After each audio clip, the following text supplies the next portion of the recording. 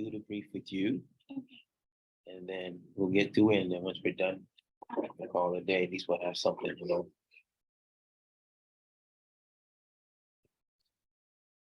Somebody comes in, they come in. Wait for that. Okay.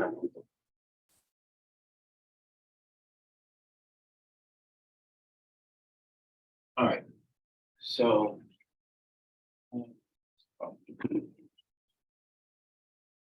All right. So this week we're going to talk about employee separation and retention, right? So this tab. Yeah, perfect. Thank you. So in every company, you gotta deal with people leaving. It doesn't matter for whatever reasons. Companies are always looking to, retain their force, but at times you have to fire people, you have to lay people off, you have to furlough. Sometimes people just leave because it's not a good fit for them, or they're not happy with what their role is, or they want more responsibilities. There may not be a lot of room to grow and that kind of thing, right? So people leave for different reasons, right? And so companies try to, make sure that employees understand that there's a place for them here, but also give them options that are realistic, right? And so in certain places, like if you want to work here at the school, there's only so far you can go, right? There's specific positions and there's not a lot of upward mobility because it's a very flat organization, not a lot of different positions to go to and say, okay, now I want to get promoted. Not too much. It's here, and then the next is the CEO, right? So not a lot of space for growth. So people will end up leaving. The thing is that as a company, you want to try to control the retention as much as you can, right? And not necessarily lose out on talent. Really, that's really the biggest emphasis. You want to keep as much of the talent as possible as you can. That's why we have all the different compensation packages and all this other stuff, right? But in essence, you can't necessarily stop someone from leaving the organization for whatever reason that they decide to leave, right? But then that incurs certain cost for the employer, right? And a lot of times people don't necessarily take into consideration how much it costs to bring somebody on and to let somebody go. So if you came onto the company, you've been there a year or two, I probably gave you a signing bonus, right? You probably get certain incentives and other perks. And so with those particular incentives, did I get the value from that, right? I gave you $10,000 signing bonus. After a year, you're on probation, I can't get that money back from you, but you can still leave, right? And so it makes it a really hard dilemma for a lot of companies to figure out what time span and what necessarily, what tangibles can I use to say I extracted the value out of that person prior to them leaving the organization. Also, I believe I mentioned earlier, especially when the company invests in their employees, sometimes in these training programs, they pay a lot of money for people to come and talk, maybe for encouragement, maybe. So once these people leave, they're just not lost for them. Exactly. Yeah, they lose out. Exactly. They spend a lot of money on, like you said, consultants, people coming in to talk, specialized training. Courses, right? So you kind of lose a lot of the corporate knowledge, It may not be much, depending on what level the person came in at, but if you have somebody who's been working there 10 years, 15 years, they have a lot of experience, a lot of corporate knowledge that they're going to take with them that you would rather retain and keep. But sometimes you have to, dwindle the force down, right? So there's a couple of ways to do that. You could do reduction in force, right? So I got it. So reduction in force, right? So typically when you do reduction in force, a lot of times it's due to companies coming together, mergers and acquisitions, right? Because now you have redundancy. If I merge with another school, or if we merge with another school, we can't have two CEOs, two deans of the same school. We have to cut one of them out. Now who you cut out depends on who's absorbing who. Right? If the bigger company decides, okay, we'll keep all your infrastructure in place, we're not going to do anything about it, no problem. But they decide we're going to bring our own people in, then you have to kind of take into consideration and say, okay, well, who we're gonna cut, because not every position necessarily needs to be reduced to pay. Not every position needs to be necessarily reduced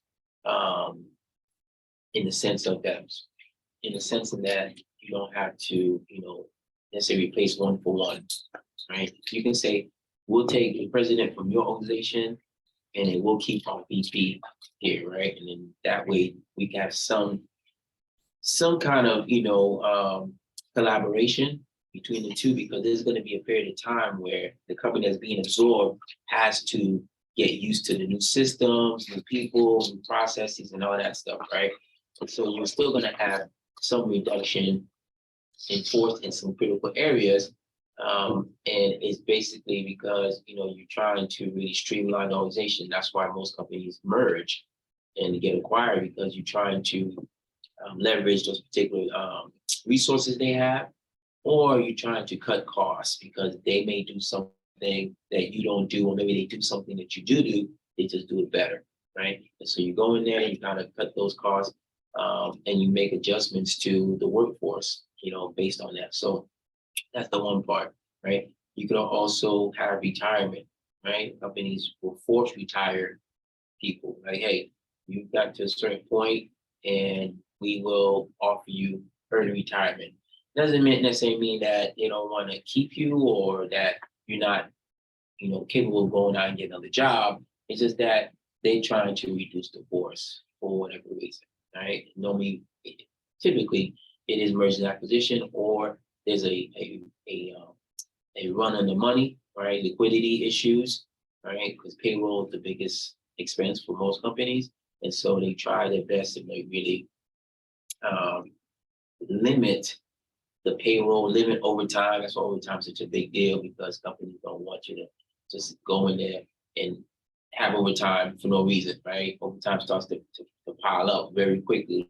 You have 10, 15, 20 people doing overtime, time and a half, depending how much they get paid. If they get paid $60, $70 an hour, and then you give them time and a half, that's a lot of money for overtime, right? Start to pile up. So you kind of want to kill that. You want to increase efficiency sometimes, right? You want to make it more streamlined. You want to leverage your resources a lot better, right? How can we take these resources and maximize them across the board so that they are better value to us as a company, and we also, are not wasting money on duplication, right?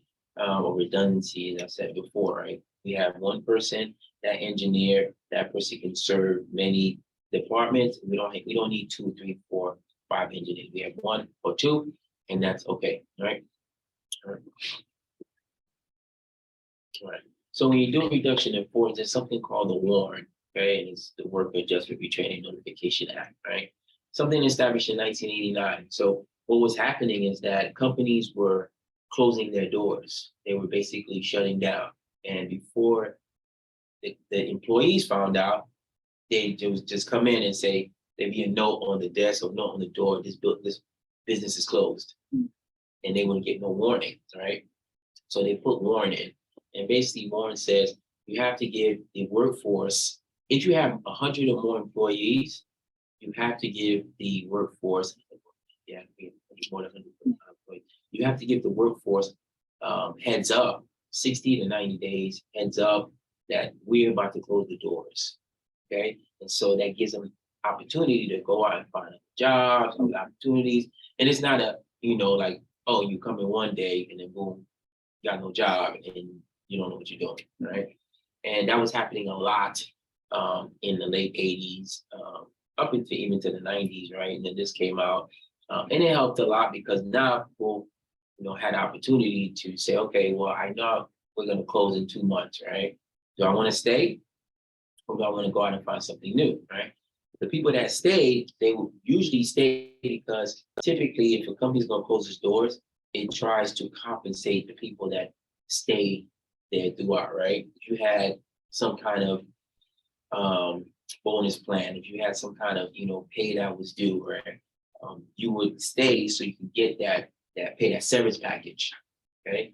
And so you get that severance package, but you only get severance package if you stay to the end.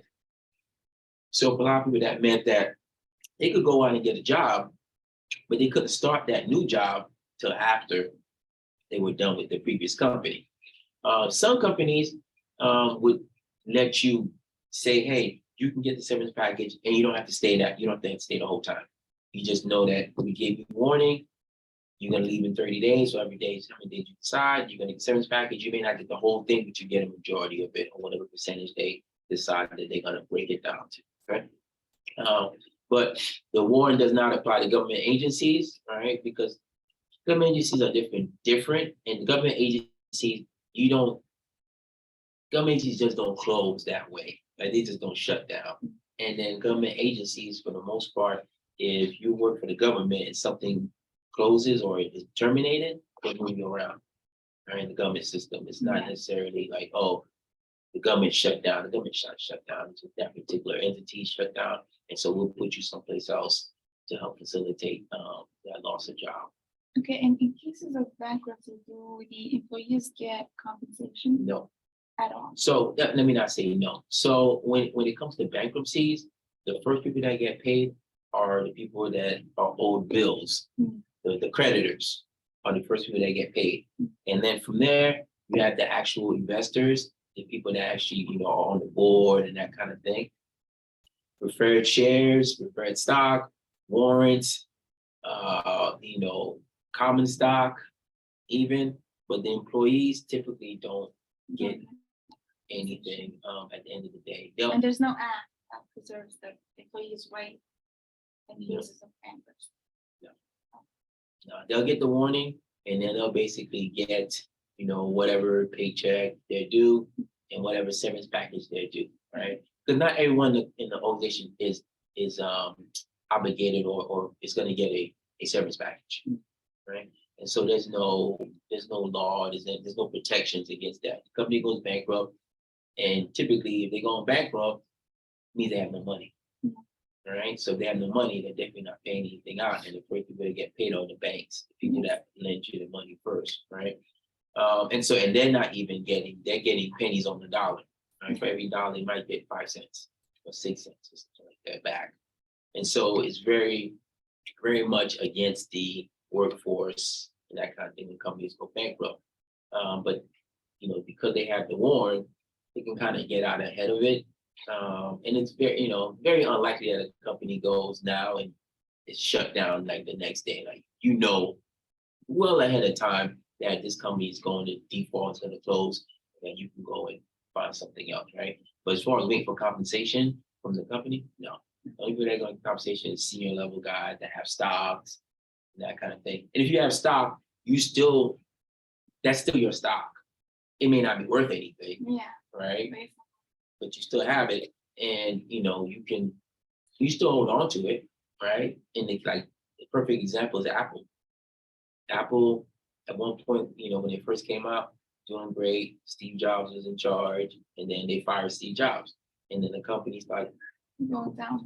And the stock was worth 2 cents. I remember when you could buy Apple for 2 cents, right? Everybody was like, it's worthless, right? Then they bought Steve Jobs back. Right, and now Apple is worth, first $1 trillion company, liquid trillion. So if the people that held on to it, they're millionaires, right? They're doing okay, right? And so it's not to say that the company is gone and you just go away to stop, because most companies, all that they file for bankruptcy, it's a formality for restructuring.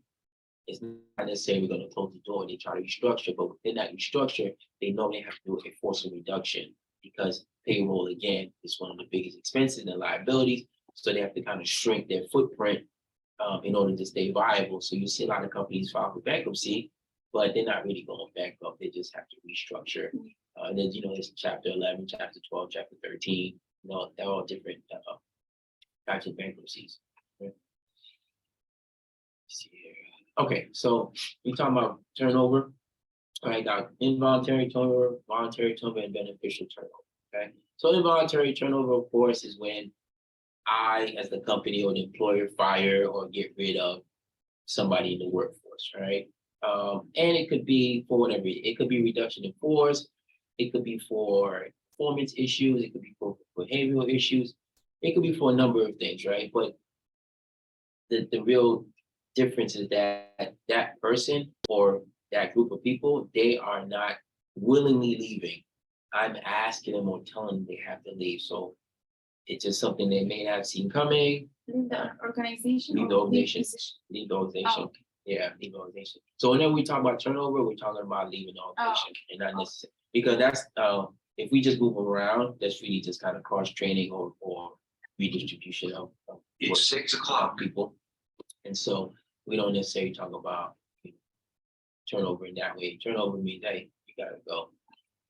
We're letting you go, right? And in the case of involuntary turnover, the benefit of that is that, of course, people are upset about them having to leave, but they get compensated. Okay, so if you involuntarily get fired, or if you get involuntarily told to leave, right? They owe you at least the 2 weeks compensation, and they owe you some other type of compensation. Even if the contract is over? Like they don't- That's not involuntary turnover. The contract is over. Yeah, and they didn't want to renew the contract with us. Right, then nothing. Yeah, if we have a contract, Yeah. right, then we have nothing, Okay, right? so this is in case of firing while still on the job. Yeah, Okay. firing, letting people go, layoffs, that kind of thing, right? A reduction in force, those kind of things where we are, unfortunately let someone go, they compensate you with your last no paycheck, then some, I think another month or so of pay. So you can that kind of supposed to serve as your money to survive till you can get another job, right? So do that, right? Then you have voluntary turnover, right? If people just leave because they want to leave, they maybe again they don't feel like they have opportunities for growth to get promoted, or they don't like who they work with, the work isn't satisfying, whatever the case may be, they leave on their own. I'd like you to stay, but if you want to go, then you can go. You do not get compensated in that manner. Sometimes you pay them. Sometimes you pay them, yes. It depends. It happened to me. Did it? Yeah, I left the company like 2 days after signing after renewing the Contract, I was okay. like, no, I don't want to do And it then it anymore. got you, And I okay. had to pay them for the 2 weeks. Yeah, it's really true. Yeah. Did you get a bonus or something? No, I mean, like part of the deal, me letting go of the last 2 months' salary that I Okay, yeah. that they still have. That's to it, pay. okay. So it was a mess. Yeah.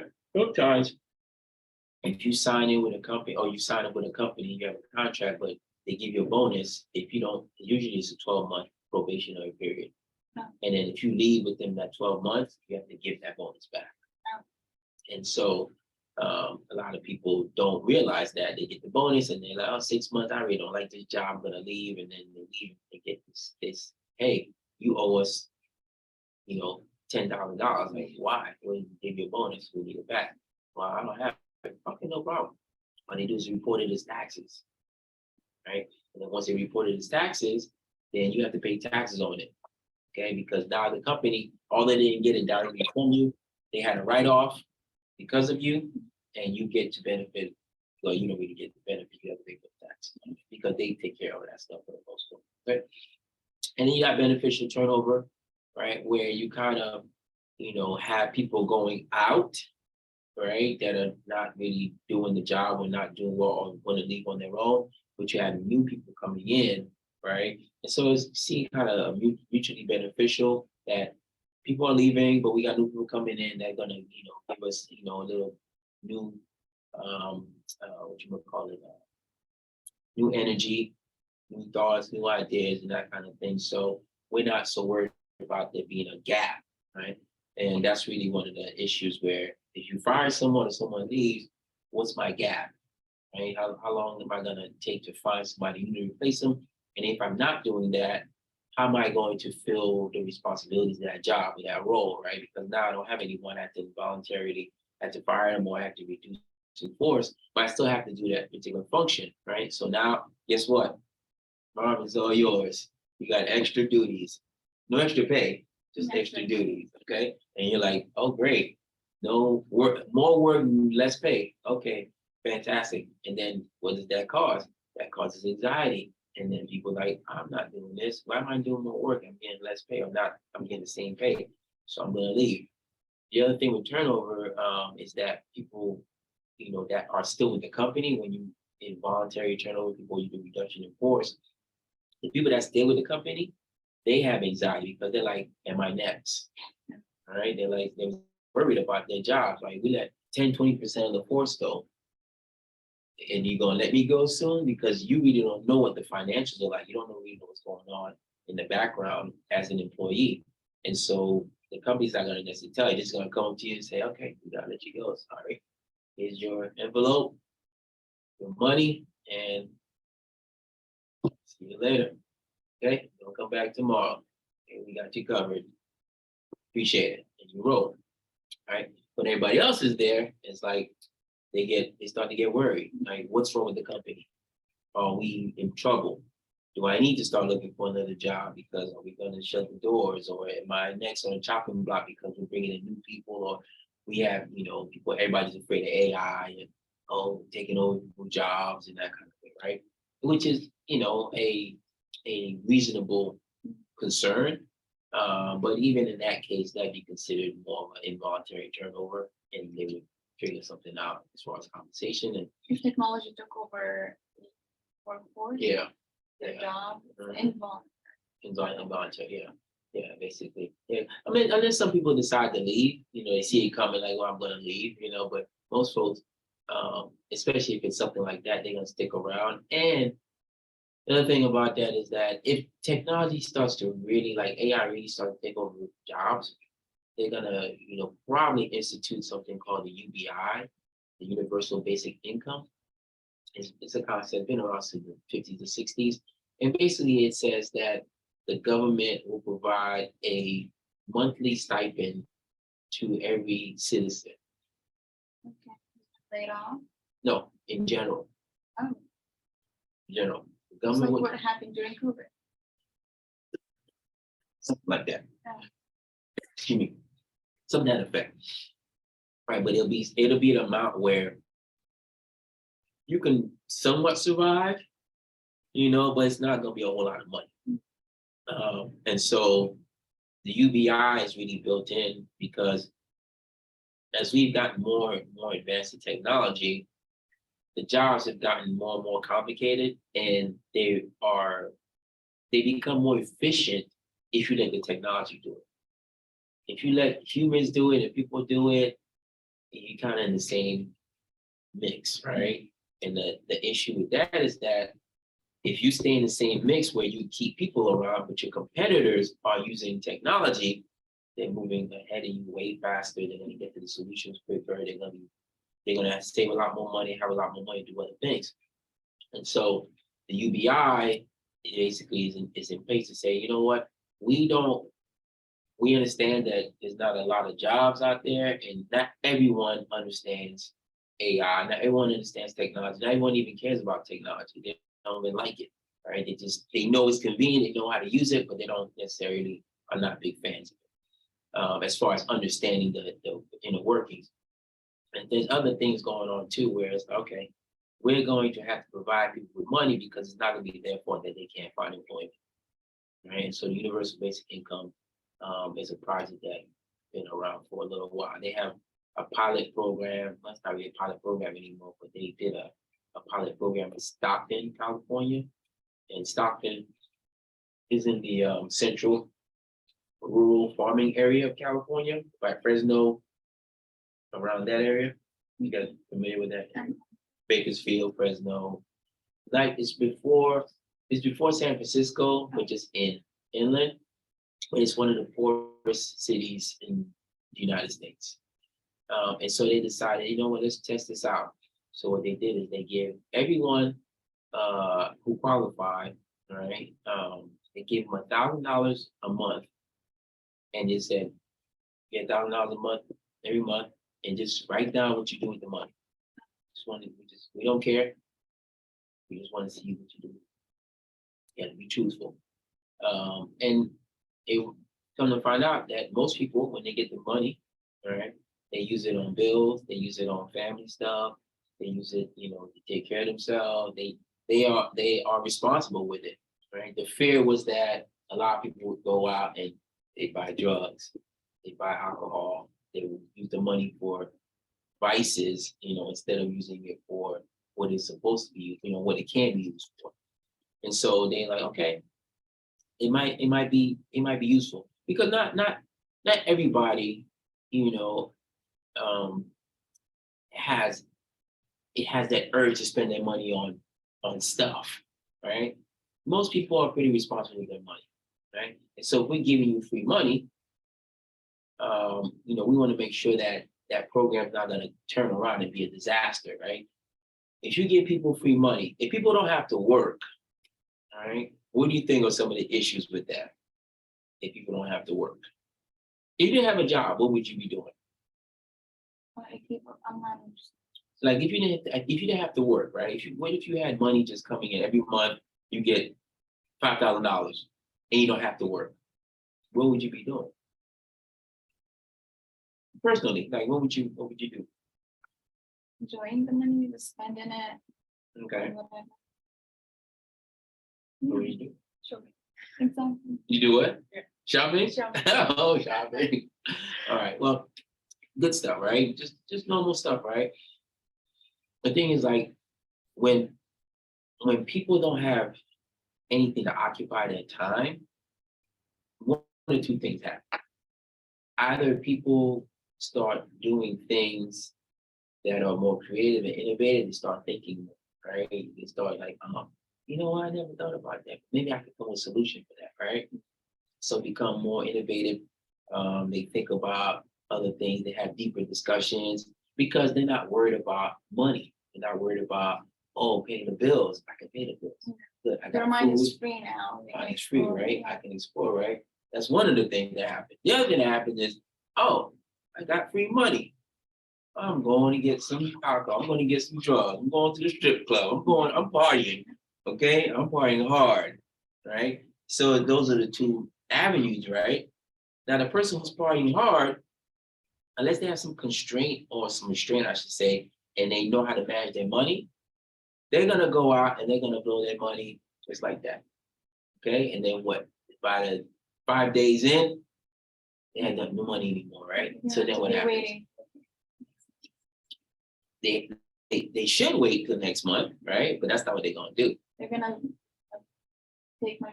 They're gonna take money from other people. They're gonna find some other way, some illegal way they can get more money, right? Because they can't control themselves, right?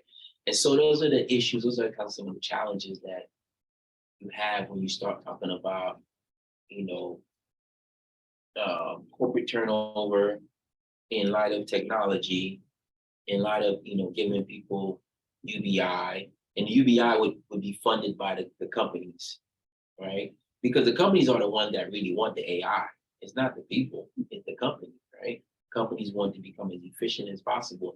Why would I not incorporate or implement some technology if I can get rid of both of you, right? If I'm paying each of you $100,000 and I have a one-time cost for a piece of software, even if it's $500,000, that's okay because I pay you $500,000 in a matter of 4 or 5 months. All right, I'm just like that. If I have one-time cost for the software is going to do both the jobs that you're doing now, it's worth it to me. More right? efficiently, maybe half the time. Exactly, right? No maintenance, no upkeep, nobody's complaining. No insurance. No insurance. You're not asking for no raise. Yeah. You're not taking no time off. You're not, I don't have any of those issues, right? And so it's really the companies that want the UBI or want the automation and the technology incorporated within the company. So that's why they're going to fund the UBI. Okay, you are going to give 50% into this pot of money, right? That's going to be distributed throughout the whole corporate America, right? It's not just for your employees. It's going to be there's a pot of money. Boom, this is the UBI money. Every company is going to put a certain percentage in, and then boom, that gets distributed to the people that aren't working, or it just distributes to everybody, really. If we go that route, it has to be universal across the board. Doesn't matter how much money you make or don't make, you probably will get UBI, right? So that's one way to tackle, kind of automation technology and looking at turnover, right? Just realizing like, okay, turnover is going to be pretty pretty high, and stuff like that. So um, let's make sure we have a way in which to take care of the people, because you don't want people to be out there and not be able to get jobs, because again, they're going to turn to illicit and illegal activities to make money. Okay, and there's a lot of them out there. All right. The next topic is, kind of retention of high performers, right? As you're doing all this turnover, you're getting rid of people, you want to make sure that you don't get rid of the wrong people, right? You want to make sure that you keep the people that are really good performers in the company, and that they don't get wrapped up into this whole turnover and reduction in force and firing and laying off. Because once you let those type of people go, they either one, they're gonna find another job. If they're really that good, they're gonna find another job with another company who's gonna pay them pretty good. Two, they're gonna go out and they're gonna open their own company. So now you've created a competitor, and you don't necessarily want that. Okay. So as it says up there, employers face competition from other organizations and employees that are trying to retain, right? Why would I not start my own company? If you're gonna get rid of me, right? I know I'm talented. I'll do my own thing. So now you created a competitor, and companies don't want that, right? Especially if I gave you some specialized training, gave you all these extra resources, right? You know all this inside stuff, and now you're gonna go start your own company. That's why And sometimes some companies, they have like access and connections to the affiliates of the company. So you can just go and start your own company and take these affiliates with you. Exactly. That's why some companies, they actually make partners of, Yeah, Amazon does that. right? It's best thing. And that's one of the programs that Amazon really initiated in order to combat that, because they realized that they had a lot of smart people, they were leaving because Amazon is such a big organization, but at the same time, people were getting lost in the shuffle and not really moving up. They were making decent money, but then they said like their job, and they had a lot of good ideas because there was a lot of things going on at Amazon. So like, I can do this better, or I can just make this more efficient. Now the problem with that is that if I work for you, right, and I say, hey, there's a way to do this better, right, and you look at it and go, wow, he's right, she's right, it's much better, right? Now I'm your boss. Do I take this to my boss, or do I just keep it here?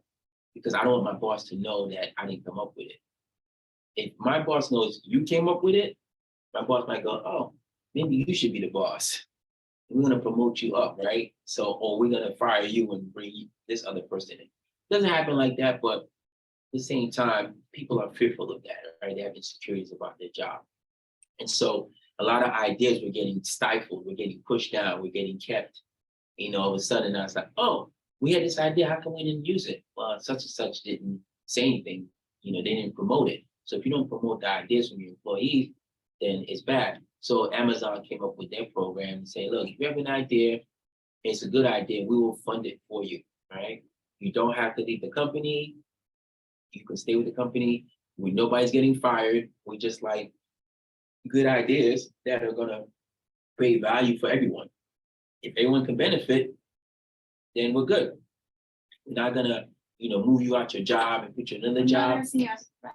Right, not gonna see it as a threat. And we're just gonna say that you have your own business, and then eventually, at some point, once it starts going really well, if it blows up, then you're gonna leave the company, you leave Amazon, and you'll go. But guess what? We're still gonna have a piece of your business, right? So, you agree?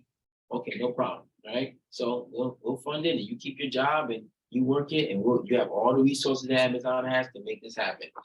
So they come with a good program because they don't want to lose good people because of bad managers, right? And that's what you really have to look out for. Is the bad managers, the people that micromanagers or have insecurities about their job and don't necessarily want to promote or be advocates for other people, right? As an employee and as a boss specifically, you should want to develop the people that work for you, right? My hope is that one day, like I said before, like I see you guys, you're teaching and you're in high up positions, and next thing you know, you're the president of a school, whatever the case may be, right? That's what I want to see. I want to see you do better than me, right? Not everybody's like that. Not all the managers are like that, especially corporate America. They're very cutthroat because they're trying to move up, right? And so if they see that you're better than them, sometimes they try to put you in the box or hide you, right?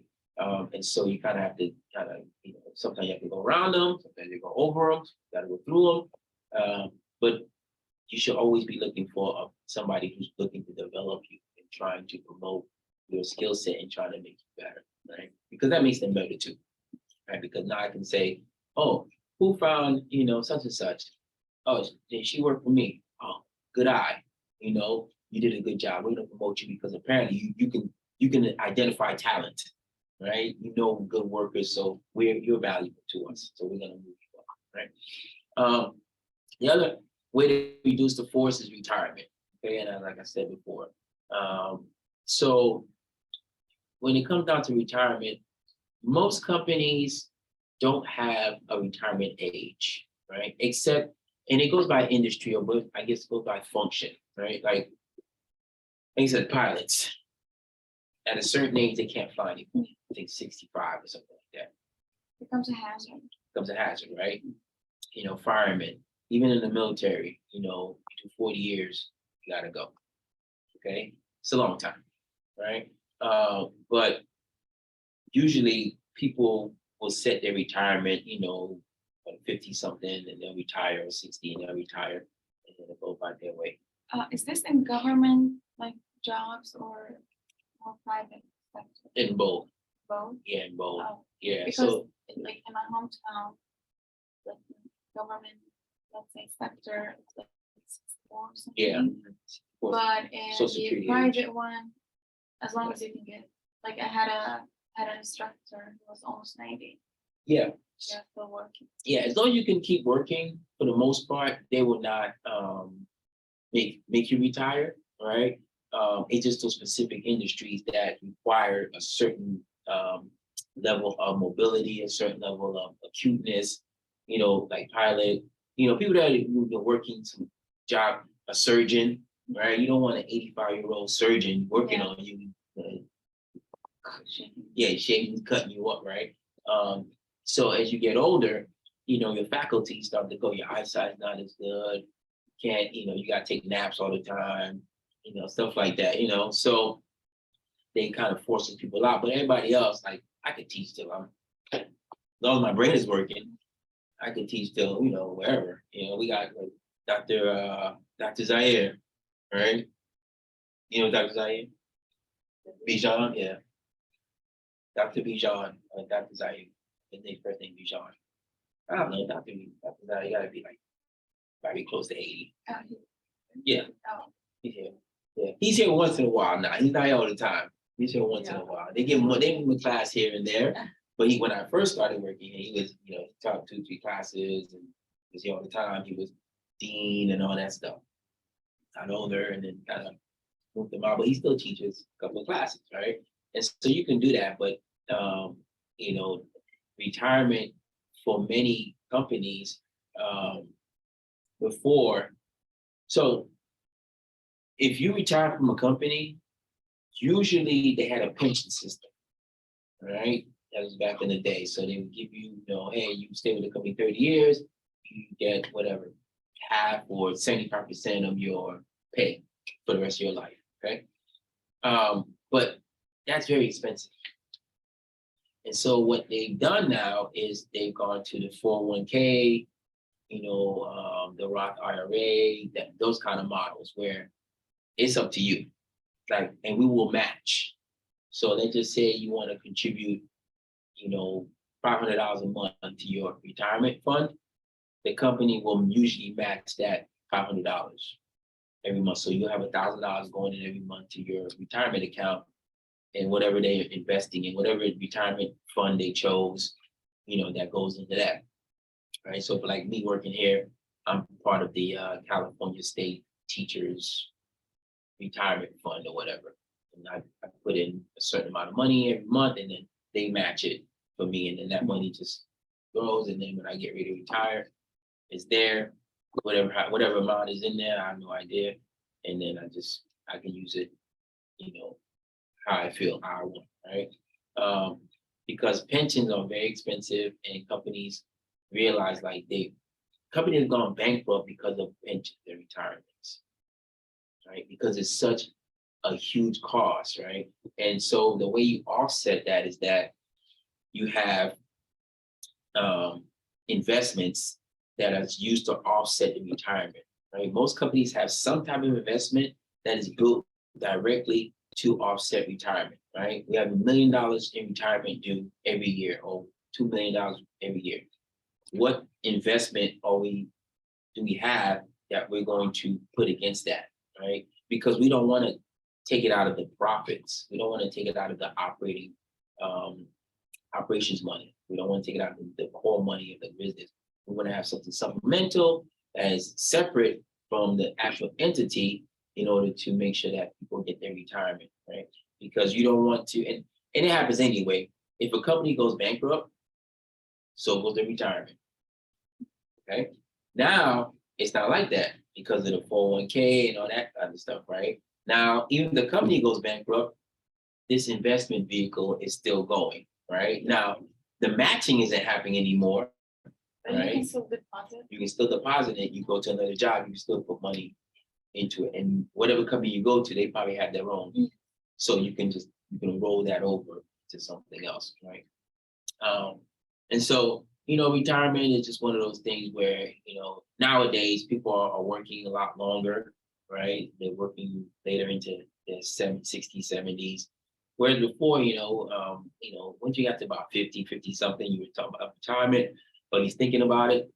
And then you just, retire you would wait till you get to Social Security eligible, which is about 65, between 65 and 67, you can start drawing the Social Security.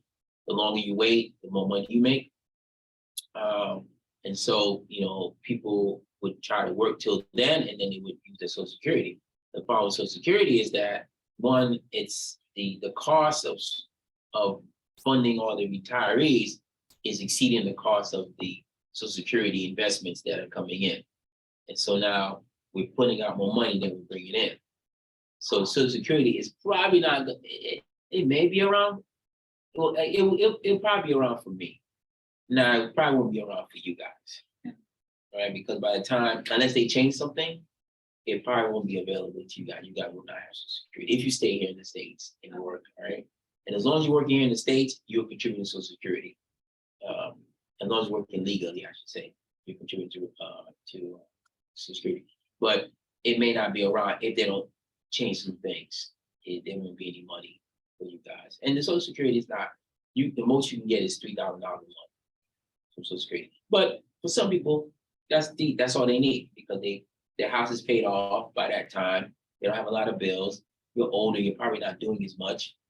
It depends where you live, right? $3,000 here in San Diego is nothing, right? You need more than that, right? But $3,000 in North Carolina, South Carolina, Mississippi, some low cost states, that goes a long way, right? Because rent is $750 or $1,000. If you bought a house, you paid it off, got a car, and the cost of living is pretty low. $3,000 is fine, and hopefully you did some other things, right? You have Social Security, but you also have your mutual fund and your 401ks and that kind of thing that you plan, and so you have at least another 1,000 or 2 coming in, plus the 3,000 you get from Social Security, and you can still work too, doing little, odd and end jobs, right? So there's still opportunity to get more money and have a decent lifestyle, but a lot of retirees do live paycheck to paycheck because the older ones, because of the old system, they never really planned on having to fund their retirement on their own. They thought they'd be getting a pension or something like that because of where they work. And then, companies like Sears, Kmart, even Macy's, they've changed over to 401ks. Now, if you're in a system where you get grandfathered into the pension system, something different. Like me, I'm grandfathered into the pension system for the military because when I came in, that's what we had. But now they don't have that anymore. Now it's 401k, so you don't have that guarantee of doing 20 years and then getting retirement anymore. Now you have to, depending on how much you contribute, if you contribute $100 a month, we're gonna match 100. If you do 1,000, we'll do 1,000, right? They have limits of how much they do, you know, the first 500 is dollar for dollar, the next 200 is 75 cents for every dollar, and then so forth and so on, it's graduated scale. But either way, it's up to you now. It's no longer up to the company, right? And so that really gives them a lot of relief and takes off the obligation for them to really have to worry about all that. All right. Short, down, and dirty today. Okay. So aside from any questions, Rick, you got any questions? No, Professor, no questions. Okay, cool. All right, aside from that, this is it. You guys can go and enjoy the rest of the night, work on your paper. Yeah, work on your paper, do some stuff, you know. We got this week and next week, all right? So work hard on your papers, get them together. If you give me enough time, you want me to read them beforehand, I need at least a week. So basically by the end of this week, you'd have to give it to me so I can kind of read it over real fast and give it back to you, give you some feedback. If you want to, not required. And then get ready for the final. We're gonna do it in class. Yeah, week 8. Oh, there's Yeah, gonna be I a think so. final? Yeah, did they? No. No final? exam. No. Just. Oh, it's my master's. Okay, it's my Final master's class. presentation. Yeah, it's my other class. That's my master's class. Okay, so no final. Sorry. No. So we're good. Yes. The literature. Yeah, I know. I sent you an email. Mhm. I sent it today because Today? yeah. I was looking at it. I was like, something's missing here. Okay. Get it in. Send it in. You have it? Yeah, I have Okay. I'll sent open an it. email. No. I'll wait till tonight. Okay. Wait till tomorrow morning Tomorrow. and then submit. I'm gonna open it. Okay, thank Alright, you're welcome. Yeah, so work on your paper, make sure to get that tight, and then we just got, one more week and then we done. Okay? All right, that's all I got for today. Thank you. All right, see you guys next week. Let's see. Thank you so much. Right.